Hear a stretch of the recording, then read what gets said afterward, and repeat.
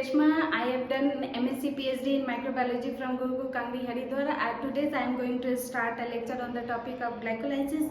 Before I am going to start my video, I want to say something to you. This is my first video, so please like, subscribe and share my channel if you like my video. So please let's start. The first and common pathway of both aerobic and anaerobic cellular respiration. It is sequence of coenzymatic catalyzed reaction. Simply, glycolysis is made up of two Greek words, that is glycose and lysis. Glycose means glucose and lysis means breakdown of glucose. This pathway comes under two phases, that is phase first, it is also called as preparatory phase, and second is it called pair phase. इसके different steps को 3 German scientist ने observe किया था, that is इम्बडेन, मेयरहोफ and पार्नास, और उनके सम्मान में glycolysis को EMP पाथवे भी कहा जाता है। और जहाँ तक हम जानते हैं कि स्टार्च एंड ग्लाइकोजेन जो होते हैं वो रिजर्व फ्यूल मटेरियल के रूप में होते हैं प्लांट्स और एनिमल्स में, और इन सब के साथ ग्लूकोज के साथ साथ शुगर एंटर करते हैं ग्लाइकोलाइटिक पाथवे में, और ग्लाइकोजेन, स्टार्च, सुक्रोज, फ्रुक्टोज और भी होते हैं। ठीक है, glycolysis complete following steps. First है phase first, that is preparatory phase first phosphorylation. Phosphorylation में क्या होता है कि ग्लूकोज हेक्सोकाइनेज के प्रेजेंस में ATP से ATP बनाता है और ग्लूकोज 6 फॉस्फेट बनाता है। सेकेंड है isomeric conversion of glucose 6 phosphate. इस प्रोसेस में क्या होता है कि ग्लूकोज 6 फॉस्फेट से फ्रुक्टोज 6 फॉस्फेट बनता है, और किसके प्रेजेंस में? फॉस्फोग्लूको आइसोमेरेज के प्रेजेंस में। और ये एक दूसरे में क्या होते हैं? इंटर कन्वर्जन होते हैं, यानी कि ग्लूकोज 6 फॉस्फेट से फ्रुक्टोज 6 फॉस्फेट बनता ही है, फ्रुक्टोज 6 फॉस्फेट से ग्लूकोज 6 फॉस्फेट भी बन सकता है। सेकेंड फॉस्फोराइलेशन आता है फ्रुक्टोज 6 फॉस्फेट। फ्रुक्टोज 6 फॉस्फेट से क्या बनेगा? फ्रुक्टोज 6 डाइफॉस्फेट, और किसके प्रेजेंस में? फॉस्फोफ्रुक्टोकाइनेज के प्रेजेंस में। और इसमें फिर सेकेंड ATP यूज होगा और सेकेंड ADP बनेगा। तो हमने क्या देखा कि अभी तक कितने ATP यूज हुए? 2 ATP यूज हुए और 2 ADP बने हैं। फिर नेक्स्ट स्टेप आता है splitting of fructose. Splitting of fructose में क्या होगा कि 1,6 डाइफॉस्फेट जो होगा वो एल्डोलेज के प्रेजेंस में 3 PGL और प्लस 3 DHP बनाएंगे। फिर ये भी प्रोसेस क्या होता है? आपस में इंटर कन्वर्जन होते हैं, यानी कि एक दूसरे में चेंज हो जाते हैं। फिर नेक्स्ट स्टेप होगा आइसोमेराइजेशन ऑफ DHAP का आइसोमेराइजेशन होगा, और वो क्या बनाएगा? फिर से 3 PGL बना देगा, यानी कि 3 PGL DHAP बनाएंगे, DHAP 3 PGL बनेंगे। ठीक है, अब सेकेंड जो फेज है वो है पेयर फेज।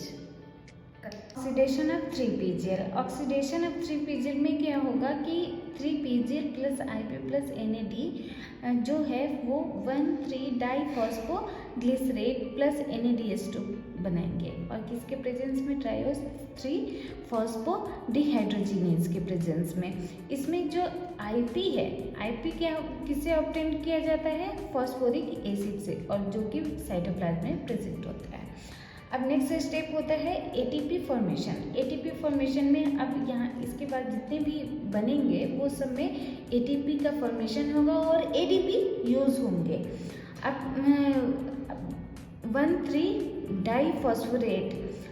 डाइफॉस्फोरेट जो होंगे उससे क्या बनेगा? 3 फॉस्फोग्लाइसरेट बनेगा। ठीक है, और किसके प्रेजेंस में? फॉस्फोग्लिसरेट के प्रेजेंस में और काइनेज के प्रेजेंस में, और इसमें ADP यूज होगा।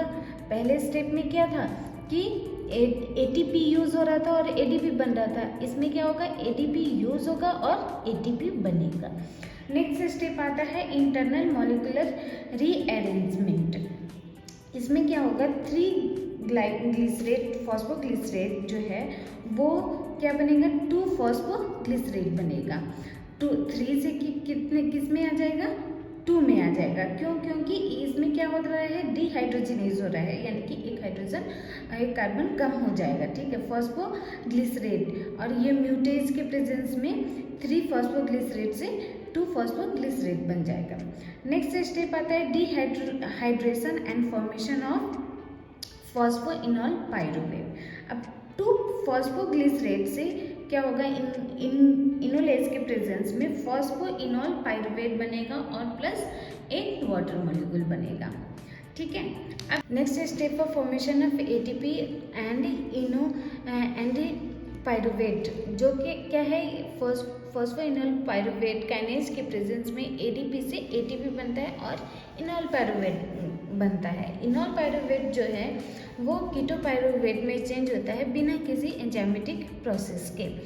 ठीक है, अब ये देखते हैं कि हमारा टोटल ग्लाइकोलाइसिस में टोटल एटीपी कितने बनते हैं। टोटल एटीपी कितने बनते हैं, फिर 4 एटीपी बनते हैं, और यूज़ कितने हुए, 2 एटीपी।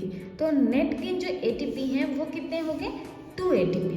अब इसको समराइज वे में हम इस तरह से पढ़ लेते हैं। ग्लूकोज 6 कार्बन मॉलिक्यूल का, वो ग्लूकोज 6 कार्बन मॉलिक्यूल का जो है वो चेंज हुआ ग्लूकोज 6 फॉस्फेट में, फ्रुक्टोज 6 फॉस्फेट में। ठीक है, ग्लूकोकाइनेज के प्रेजेंस में, और एटीपी से एडीपी बना। अब फ्रुक्टोज 6 फॉस्फेट जो है फ्रुक्टोज 1,6 डाइफॉस्फेट में चेंज हुआ फॉस्फोफ्रुक्टोकाइनेज के प्रेजेंस में। यहाँ पे भी एटीपी से एडीपी बना। तो फर्स्ट यूज एक एटीपी यहाँ यूज हो गया, दूसरा एटीपी यहाँ यूज हो गया। ठीक है, उसके बाद से क्या होगा कि यहाँ पे कार्बन एटम का ब्रेकडाउन होगा, और ब्रेकडाउन होगा तो 3PCl बनेगा, और यहीं पे 3DHB बनेगा।